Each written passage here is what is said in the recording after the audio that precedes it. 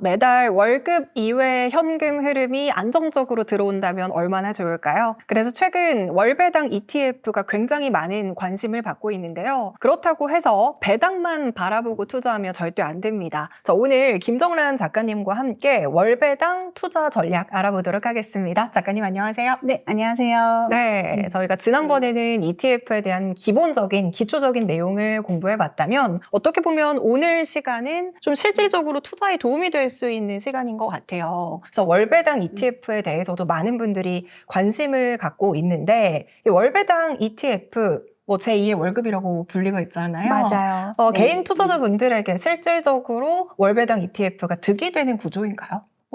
실제로 제가 득을 봤어요. 네. 제가 은행에 근무를 하다가 이제 2024년 1월에 퇴사를 했거든요. 네. 퇴사를 했는데 급여가 안 나오잖아요. 이제 급여가 안 나올 걸 당연히 알고 있었죠. 근데 진짜 급여가 안 나오니까 좀 당황스러운 거예요. 현금 흐름이 이제 당장 문제가 그쵸. 되더라고요. 그래서 제가 이제 모아놓은 돈하고 퇴직금하고 해가지고 일부를 월배당 ETF에 투자해서 이제 월배당 ETF에서 매월 나오는 배당으로 제 생활비에 지금 보태서 사용을 하고 있습니다.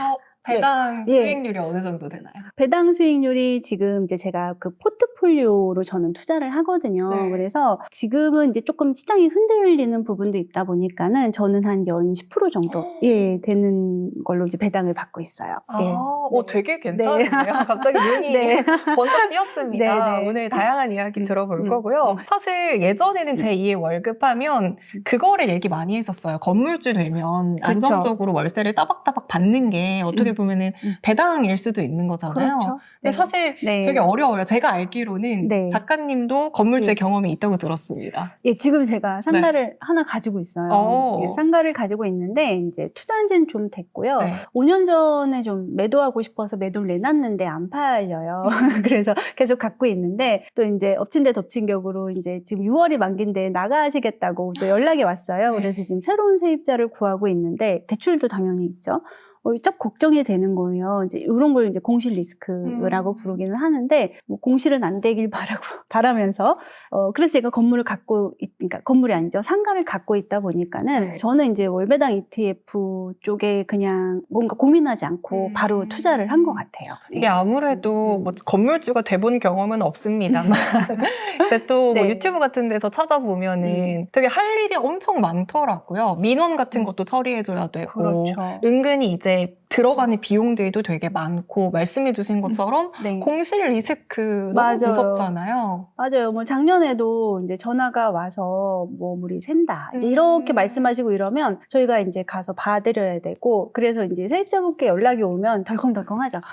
연락이 안 오는 게 가장 좋은 거예요. 네, 그래서 이제 이러한 뭔가 신경 써야 되는 것이 이제 꽤 있는 거죠. 물론 월배당 ETF도 신경 써야 되는 거 있어요. 리스크 물론 있는데 이제 건물은 제가 볼 때 상가는 조금 더 많지 않나. 또 월세를 저희 세입자분은 잘 주셨지만은 월세가 또 잘 안 주는 분도 밀리는 분도 있을 거 아니에요. 그러면 또 엄청나게 또 신경이 쓰이죠. 그런 부분들. 그래서 좀 더 신경이 많이 쓰이는 것 같아요. 그러면 딱 두 가지 중에 한 가지만 골라보시죠. 건물주냐, 월배당이냐. 지금은 월배당이죠. 왜냐하면 지금 또 시대가 지금 상가를 잘 방문을 안 하는 시대잖아요. 모든 쇼핑을 다 앱에서 할 수 있는 시대다 보니까는 상가 투자는 정말 신중하게 해야 되지 않을까. 물론 전 부동산 전문가는 아닙니다. 그렇지만 그냥 개인적으로 볼 때는 앞으로 상가 투자는 안 하지 않을까? 이런 생각을 하고 있어요. 그러면 이제 우리가 월배당 ETF를 잘 골라내는 게 굉장히 중요할 것 같아요. 배당 ETF 되게 많잖아요. 그 중에서 좀 알짜배기를 고르는 비법이 있다면? 지표가 있다면 어떤 게 있을까요? 우리가 월배당 ETF에 투자를 할 때는 3가지 수익률을 알아야 돼요. 제일 처음에 알아야 되는 게 배당률이죠.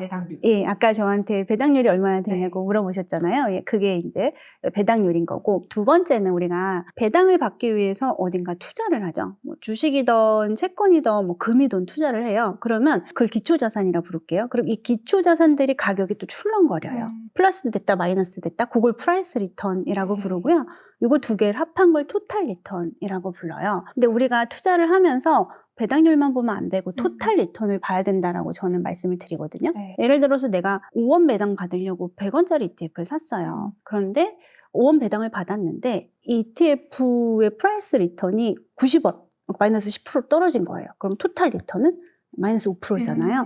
그러면 뭐지? 내 원금에서 그냥 받은 거네? 뭐 이렇게 돼버리는 거예요. 그래서 저는 토탈 리턴을 꼭 봐야 된다라고 말씀을 드리고, 제가 보는 지표는 저는 이 토탈 리턴을 표준 편차로 나눠요. 이걸 이제 위험으로 나누는 거거든요. 그러니까 위험으로 나누는 거다 보니까 이 리턴이 크면 클수록 이 수치가 크거든요.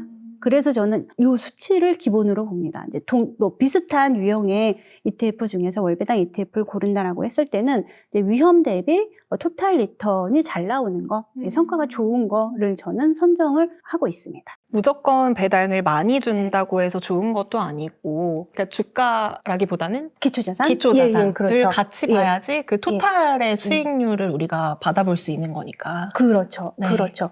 지금 이 기초자산이 이제 예를 들어서 배당이 높은 거를 선택하려면요, 기초자산의 변동성이 커야 돼요. 예, 그러니까 위험이 커야 된다는 거죠. 그러니까는 이 위험이 이렇게 큰지 모르고 이 배당률이 높다고 덥석 샀어요. 근데 위험이 와가지고 얘가 많이 떨어져요. 그러면 이제 조금 멘붕이 예, 이제 고통스러울 수 있는 거죠. 그래서 이제 이해를 하고 사냐 모르고 사냐에 따라서 그 이후에 버틸 수 있냐 없냐도 크게 달라질 수 있어요. 우리가 이제 주식을 하다 보면 어떤 회사가 뭐 이번에는 배당금을 좀 높게 주겠다 이런 공시들이 뜨잖아요. 보통은 일단은 배당이 많이 주면 주주들 입장에서는 기쁘긴 기쁘잖아요. 그렇죠. 안 주는 것보단 나으니까요. 그렇죠. 그런데 예. 회사가 번 돈을 네. 주주에게 너무 많이 나눠주는 것도 혹시 위험 신호가 될 수 있을까요?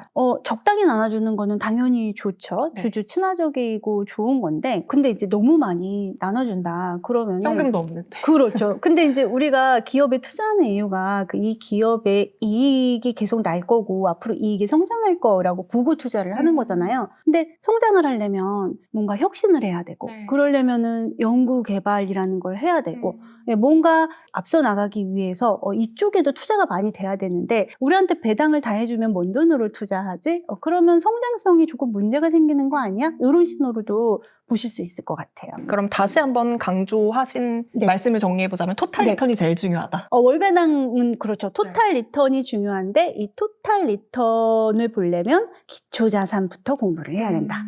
라고 말씀드리고 싶죠. 지금 영상을 보시는 분들 중에서 배당 투자 초보이신 분들도 있으실 거예요. 네. 이런 분들이 종목을 고르는 스트레스 없이 좀 편하게 투자할 수 있는 방법이 있다면 어떤 게 있을까요? 예, 저는 이제 초보자분들이 배당 투자를 하실 때는 ETF를 활용하시면 좋다라고 말씀을 드리고 싶고요. 월배당 ETF 선택을 하실 때 배당이 높아 보이는 어느 하나만 선택하는 게 아니고 포트폴리오로 접근하면 좋다라고 말씀을 드리고 싶어요. 이제 월배당 ETF 투자하면서 가장 중요한 게 뭐냐면, 배당을 받아도 원금이 깨지면 안 되잖아요. 원금이 안 깨지려면 포트폴리오로 이제 담는 건데, 상관관계가 낮은 자산을 담는 거예요. 어느 하나가 깨지면 어느 하나가 안 깨지거나 오르면서 서로 완충이 되는 거죠.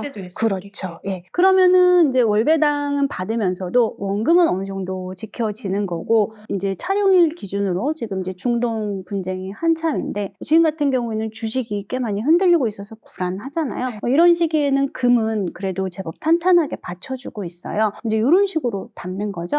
예. 그래서 이제 저는 이제 초보자가 월배당 ETF를 한다라고 했을 때는 포트폴리오를 담으면 좋은데, 포트폴리오도 굉장히 여러 가지가 있어요. 저도 이제 유튜브 채널을 운영하고 있는데, 제 구독자분들께 포트폴리오 소개를 연구 포트폴리오라는 것을 소개를 해드리고 있어요. 연구 포트폴리오? 네. 그게 뭐냐면 1987년도에 해리 브라운이 고안한 포트폴리오예요. 그래서 주식의 25%, 금의 25%, 장기채 25%, 현금이 25% 이렇게 나눠서 투자하라는 포트폴리오거든요. 영구적으로 가져가라. 예, 그런 의미로 보시면 되는데, 그래서 이제 저도 이렇게 4개의 자산으로, 이제 저는 여기에 저의 그 매크로 뷰, 경제 이런 이제 시황에 맞춰서 비중을 조금 조절해서 권유를 해드리고 있어요. 자, 그런데 초보자시라면 이렇게 4가지 자산을 기초 자산으로 해서 월배당을 받는 거를 한번 다 매수를 해보시는 거죠.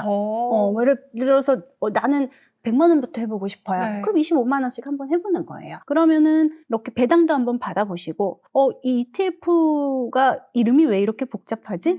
이 ETF 액티브는 뭐고 H는 뭐지? 뭐 이러면서 공부를 좀 이어나갈 수 있을 거라고 생각을 해요. 그러니까 지금 이 용어는 무엇이지 해서 딱 생각난 건데 네. 요즘에 또 배당 많이 주는 ETF 중에 하나가 커버드콜 이야기를 또 빼놓을 수 없잖아요. 맞아요. 일단 커버드콜이 뭔지부터 개념을 짚고 네. 이야기를 시작해야 될 것 같아요. 저는 음식에 비유하는 걸 좀 좋아해요. 먹는 걸 좋아하다 보니까. 커버드콜용 ETF를 제가 이제 피자 같은 ETF다라고 말씀을 드리는데 네. 피자가 빵을 먹고 그 위에 치즈도 같이 먹잖아요. 예, 커버드콜용 ETF도 기초자산을 사요. 거기에 더해서 옵션 프리미엄이라는 것을 받아서 우리한테 배당을 해줘요. 이 옵션 프리미엄이 이제 왜 생기냐? 이걸 알면 이 커버드콜의 특징을 알 수가 있어요. 네. 그래서 이제 기초자산이라고 하는 것은 주식이 될 수도 있고 장기채가 될 수도 있고 금이 될 수도 있어요. 단기채는 안 돼요. 왜냐하면 변동성이 커야 되거든요. 그래서 이렇게 기초자산을 하나 사요. 예를 들어서 주식을 하나 사고 이 주식을 살 권리를 팔아요. 이거를 콜옵션 매도라고 네네. 하거든요. 예, 그래서 이 콜옵션을 이제 팔면은 뭔가 받죠? 예, 팔았으니까 뭘 받아요. 그걸 프리미엄이라 불러요. 그래서 그걸 우리한테 나눠주는 거예요. 그러면은, 좋네, 무조건 좋네. 그렇지 않죠. 이게 이제 이렇게 빵이 있고 피자가 얹혀져 있는데 제가 요게 이제 빵을 기본적으로 사기 때문에 빵 가격이 출렁거리죠. 예, 그래서 이 커버드콜 가격도 출렁거려요. 그래서 이제 주식 가격이 떨어지면 하방이 방어되지 않아요. 네. 단 옵션 프리미엄만큼은 좀 덜 빠지겠죠. 그리고 또 특징이 하나 더 있는데 지금 이제 살 권리를 팔았잖아요. 그래서 이 주식을 예를 들어서 100원에 살 권리 팔았어요. 근데 이 주식이 조금 올라 있으면 이걸 산 사람이 야 100원에 줘라고 하겠죠. 그러면은 커버드콜용 월배당 ETF는 상승에 참여를 못 하는 거예요. 그래서 처음에 나왔던 1세대 커버드콜 ETF는 ATM이라고 100원에 살 권리를 100% 팔았어요. 그러니까 상승에 참여를 전혀 못하는 거죠. 그러면 어떤 현상이 발생이 되냐면 한 달에 한 번씩 얘가 출렁일 때마다 계속 빠지기만 하는 거예요. 엄청난 문제가 있었어요. 그래서 요즘은 2세대, 3세대 커버드콜이 나왔는데 상승에 90% 참여해줘. 뭐 예를 들어서 옵션은 10%만 판다든지 그런 식으로 해서 지금은 상승을 할 때 90% 참여를 한다. 그래서 결론은 특징 2가지만 하시면 되는데 네. 하방을 방어하지 못한다. 그리고 상승할 때 100% 따라가진 못한다. 예, 그렇지만은 이제 옵션 프리미엄이라는 걸 받아서 우리한테 높은 월배당을 해준다. 이렇게 이해하시면 좋을 것 같아요. 그럼 이 커버드콜은 네. 장기적인 관점에서 바라봐야 되는 건가요? 아니면 약간 단기적인 관점에서 투자를 하는 게 나은 건가요?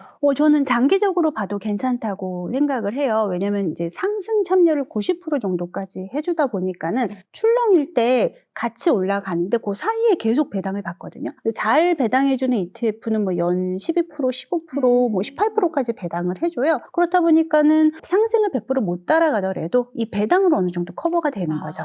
그러면 우리가 보통 이제 연금 계좌는 되게 안정적인 그 투자 상품만 투자를 할 수 있잖아요. 그렇죠. IRP는 이제 30% 정도로 안전자산으로 네. 가져가야 되죠. 그러면 그 네. IRP에서도 커버드콜이 혹시 가능한가요? 위험자산에서 선택이 가능하죠. 네. 자, 우리가 또 배당 ETF에 투자하기 위해서는 이 기업이 배당을 꾸준히 주었는가, 그리고 배당을 계속해서 높여주었는가, 이런 것들을 잘 체크를 해봐야 되잖아요. 그렇죠. 내가 이제 투자하고자 하는 월배당 ETF에서 담는 기업들이 어떤 종목을 담냐, 그런 것도 좀 봐야죠. 그러면 네. 한 번도 배당을 거르지 않는 기업이 실제로 또 존재하고 있나요? 예, 미국에서는요, S&P사에서 이제 배당 귀족주라고 배당 이렇게 귀족주. 예, 이렇게 만든 게 있어요. 네. S&P 500개 기업 중에서 25년간 배당을 한 번도 줄이지 않고 늘린 기업들을 얘기를 해요. 그리고 또 좀 더 이제 크게 미국 증시에 상장되어 있는 전체 기업 중에서 50년 동안 배당을 계속 꾸준히 늘려온 기업들을 또 배당 킹 기업이라고 하거든요. 미국은 우리나라보다 조금 더 배당 문화가 오래됐고 친화적이니까. 그렇죠. 좀 더 안정적이에요. 네. 그래서 실제로 존재를 합니다.